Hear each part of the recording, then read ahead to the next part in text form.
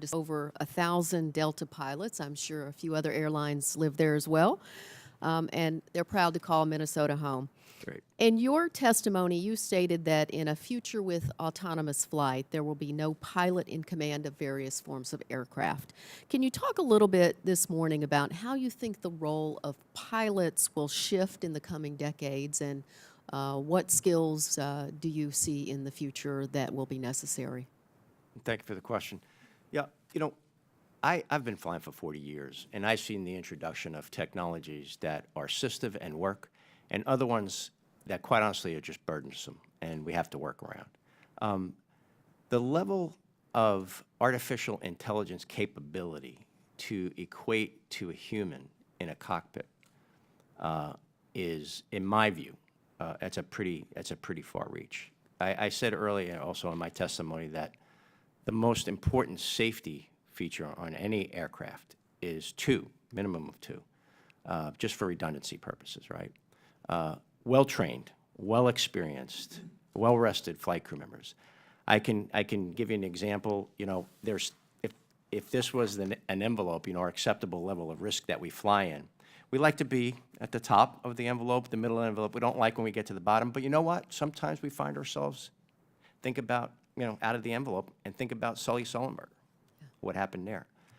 We're trained to deal with those kinds of situations. So I think as we envision this brave new world of autonomous flight, I think it's going to require also a level, and you mentioned Delta, so let me, if I could, just for a minute. There was a Flight 86 in December of 2017. An engine failure had them land in Cold Bay, Alaska, with life-threatening freezing conditions. They had almost 300 people on board an airplane. The town that they landed in on this World War II era runway had 6 parkers. The one restaurant in the community was closed for the season. There were a few townspeople. You couldn't even get all the people off the airplane, so they had to separate the people from one building to another building and then some on the airplane. The 3 flight crew members went out and bought frozen food at a supermarket and started to cook for the people on the plane and the people in those other buildings. What I'm saying here is autonomous. I'd say that emergency began the minute they hit the ground. It continued. And, you know, think about the level of infrastructure that would be necessary to sustain that model, to really to make that model truly what we are. You know, we talk about we're as safe as 10 to the minus 9, right? You know, billionth. And so we have the safest system, and it's been made through leadership, collaboration. And what I'd like to see in terms of, you know, particularly in drones and the new technologies, is a little, it needs to be a multi-stakeholder approach because we all share this airspace, right?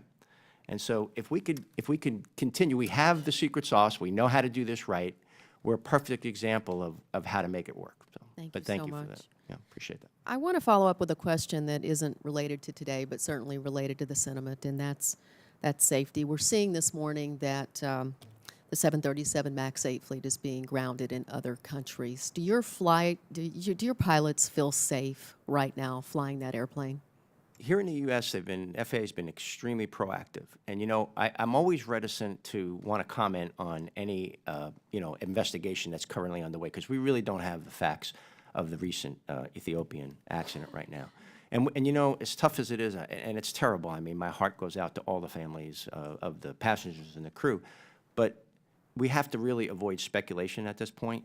But in general, answering your question, you know, ALPA was very proactive, and so was the FAA, and so was Boeing for that matter, to provide our crews here, which are highly trained crew members with minimum standards that don't necessarily truly exist in rest parts of the world, that gave us a methodology by which to deal with that safety of that airplane. Now, things are changing really rapidly. I wouldn't be surprised if when we're done with this hearing that there could be more news. So I appreciate your response to that. Thank you. Thank Mr. you. Chairman, I yield back the remainder of my time.